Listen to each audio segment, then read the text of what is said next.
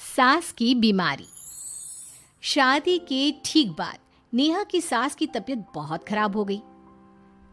बताइए क्या हुआ है आपको? बेटे की शादी थी तो थकान हो गई। मौसम बदल रहा है तो जुकाम और बुखार हो गया। ऊपर से बहू के घर का खाना पता नहीं कैसा था कि पेट भी खराब हो गया। खाना तो बहुत बढ़िया था डॉक्टर साहब, सारे रिश्तेदार तारीफ कर रहे थे। रोहित की माँ इतनी कमजोर है कि जरा से में बीमार पड़ जाती है। डॉक्टर साहब आप सारी जांच करके देखिए, मुझे ऐसी क्या बीमारी है कि मेरी तबीयत ठीक ही नहीं रहती। फिलहाल तो ज्यादा कुछ नहीं है, पहले आपके जुकाम बुखार और पेट का इलाज कर लेते हैं, फिर बाकी के टेस्ट करवा लेंगे। अभी आप ये दवाइयाँ ले आइए। पिताजी मैं डॉक्टर साहब को छोड़कर और दवाइयाँ लेकर आता हूँ। माँ जी तो बीमार थी, इसलिए नेहा ने किचन संभाल लिया। माँ जी अब आपकी तबीयत कैसी है? पहले से ठीक है। आप बैठिए, मैं खाना लगाती हूँ।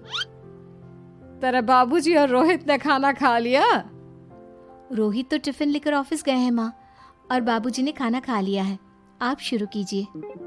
यह क्या, खाने में इतना तेल इतने मसाले? अरे अभी अभी तो तबीयत ठीक हुई है मेरी, तुम क्या मुझे वापस बीमार करना चाहती हो? नहीं माँ जी, ऐसा नहीं है। क्या हुआ?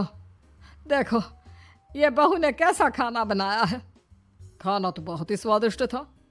अरे मैं ये खाना खाऊंगी तो बीमार हो जाऊंगी ना। ओह हाँ, बहू को अभी पता नहीं ना तुम्हारे बारे में, रोहित समझा देगा उसे। देख बहू, अच्छे से समझ लेना कि इस घर में कैसा खाना बनता है। हाँ माँ जी, मैं समझ लूंगी, लेकिन अभी आप कुछ तो खा लो। ये खाना खा लूंगी तो कल का खाना खाने के लिए बचूंगी भी नहीं। सास की बातें सुनकर नेहा उदास हो गई। उसने रोहित के घर आती ही उससे माँ जी के खाने के बारे में पूछा। आज माँ जी ने मुझे खाने के लिए बहुत बुरा भला कहा। माँ को मसालेदार और तेल घी वाला खाना सूट नहीं करता, वो बीमार पड़ जाती हैं। ऐसी क्या बीमारी है माँ जी को? पता नहीं, आज तक कई डॉक्टरों को दिखाया, कितने टेस्ट करवाए, लेकिन कोई बीमारी पकड़ में ही नहीं आई। नेहा को कुछ समझ में तो नहीं आया, लेकिन उसने अपनी सास के हिसाब का खाना बनाना सीख लिया। माँ जी आज तो खाना ठीक है ना? खाना तो ठीक है, लेकिन ये मुआ रेडियो क्यों चल रहा है इतनी तेज आवाज में? वो माँ जी मैं अकेले काम करते करते बोर हो रही थी ना, तो टाइम पास करने के लिए चला दिया। तेरा इस टाइम पास के चक्कर में मेरा सर दर्द से फटने लगा है। तेज आवाज से मुझे माइग्रेन हो जाता है। सॉरी माँ जी, मुझे पता नहीं था। तो मैं जब तक सब पता चलेगा तब तक मैं तो भगवान के पास ही पहुंच जाऊंगी। नहीं नहीं, ऐसा मत कहिए ना माँ जी। अब मैं कहीं भूख से ही ना मर जाऊं। खाना मेरे कमरे में रख दो। बेचारी नेहा, उस दिन उसे बहुत दुख हुआ। नेहा तुम रो क्यों रही हो? आज माँ जी ने मुझे बहुत बुरा भला कहा, मैं तो सिर्फ रेडियो सुन रही थी। ओहो, तुम माँ की बातों का बुरा मत मानो, उन्हें तेज आवाज से सर दर्द होने लगता है, दर्द की वजह से बोल दिया होगा कुछ। लेकिन मुझे तो ये सब पता ही नहीं था ना, इसलिए बाबूजी ने मुझे पहले ही फोन करके सब कुछ बता दिया, और मैं तुम्हारे लिए ये हेडफोन लाया हूँ। अब तुम अपने गाने भी सुन सकती हो और माँ को परेशानी भी नहीं होगी। ये सिर्फ एक बात का हाल है, लेकिन माँ को तो हर चीज से परेशानी है। अब क्या कर सकते हैं, माँ बीमार ही इतनी रहती है। लेकिन माँ को ऐसी कौन सी बीमारी है? तुम्हें बताया तो था, किसी भी डॉक्टर को माँ की बीमारी समझ में नहीं आ रही।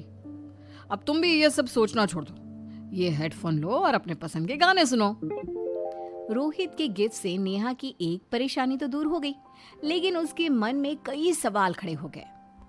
आज मैं देर से उठा हूँ या तुम जल्दी उठ गई? वो माँ जी को कल रात भर सर दर्द हुआ ना, तो जल्दी उठकर उनकी जगह मैंने पूजा कर दी। अरे वाह, अच्छा अच्छा, हे भगवान ये किसकी करामत है? ये तो माँ जी की आवाज है। चलो चल के देखते हैं। क्या हुआ माँ? अच्छा, ये घर में गुलाब कौन लाया? मुझे नहीं पता, मैं तो अभी उठा हूँ। माँ जी आप कल रात भर सो नहीं पाई, तो मैंने जल्दी उठकर पूजा पाठ किया। घर में फूल नहीं थे ना, तो मैं बाजार से गुलाब के फूल ले आई। नेहा, माँ को गुलाब के फूल की एलर्जी है। अब मुझे ये कैसे पता होगा? अच्छा, तुझे कुछ पता नहीं तो तू वही काम क्यों करती है जिससे मेरी तबीयत खराब हो जाए? रोहित के बाबूजी, ये बहू मेरी जान लेना चाहती है। माँ जी, मुझे ऐसा करके क्या मिलेगा? वो तो तुझे ही पता, लेकिन कुछ तो है। रोहित की माँ, बस करो। बेचारी बहू को कुछ पता ही नहीं है, बस इसलिए उससे गलती हो जाती है। जाओ तुम कमरे में। बहू, तुम रोहित की माँ का बुरा मत मानो। वो अपनी बीमारियों से इतनी परेशान है कि उल्टा सीधा बोल देती है। नहीं नहीं बाबूजी, मुझे बुरा नहीं लग रहा, मुझे चिंता हो रही है माँ जी की बीमारी की। ये बताइए कि माँ जी को ऐसी प्रॉब्लम्स कब से होने लगी? शादी के 6-7 महीने बाद से। बाबूजी, तब घर का माहौल कैसा था? अरे भरा पूरा परिवार था। मेरे बाबूजी, माँ, काका, काकी, मेरे दोनों बड़े भाई, दोनों भाभियाँ, दोनों के 2-2 बच्चे हैं, एक छोटा भाई और एक बहन। सब साथ रहते थे। इतना बड़ा परिवार? हाँ, मैं जब 10 साल का हुआ ना, तब पापा का ट्रांसफर यहाँ हुआ। उसके पहले तक तो हमारी जॉइंट फैमिली ही थी। और माँ जी किस चीज से बीमार पड़ जाती हैं? जब तेज गर्मी हो, ठंड हो या ज्यादा बरसात हो जाए। जब माँ ज्यादा थक जाए, जैसे दिवाली पर घर की सफाई या कोई फंक्शन हो, या ज्यादा मेहमानों के आने से घर का काम बढ़ जाए। तेज म्यूजिक, तेज लाइट या ऐसे कोई तेज स्मेल आ जाए। तो माँ जी की ये बीमारी ठीक हो सकती है। कैसे? सब पता चल जाएगा। आप कल माँ जी की टेस्ट रिपोर्ट लेने जाने वाले हो ना? हाँ। तो सुनिए क्या करना है। अगले दिन रोहित माँ जी की रिपोर्ट्स लेकर आता है।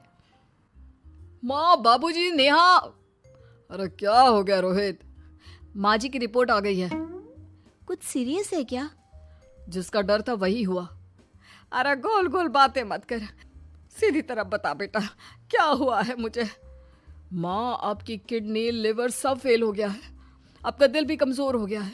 डॉक्टर ने कहा है कि आपके पास सिर्फ 1 महीना बचा है। ये क्या बक रहा है? ऐसा हो ही नहीं सकता। मुझे लग ही नहीं रहा कि मैं इतनी बीमार हूँ। लेकिन माँ जी, रिपोर्ट झूठी तो नहीं हो सकती ना? हाँ, माँ को 20 साल की उम्र से बीमारी लग गई थी, लेकिन कोई डॉक्टर पकड़ नहीं पाया और अब ये बीमारियां बहुत ज्यादा बढ़ गई हैं। हाँ रोहित की माँ, तुम्हें याद है शादी के 6 महीने बाद से तुम बीमार रहने लगी थी।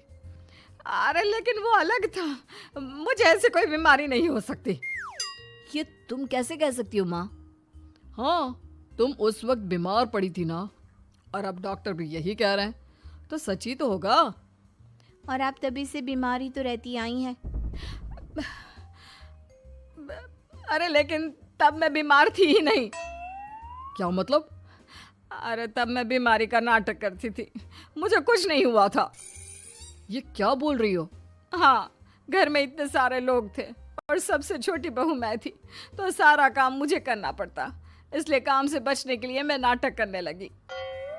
लेकिन आपको अभी भी वही बीमारियां होती है ना माँ? हाँ, अगर नाटक था तो ये प्रॉब्लम तुम्हें अभी क्यों होती है? इसका जवाब मैं देती हूँ। माँ जी कई महीनों तक नाटक करती रही, इसलिए इनके दिमाग ने धीरे धीरे इस झूठ को सच मान लिया और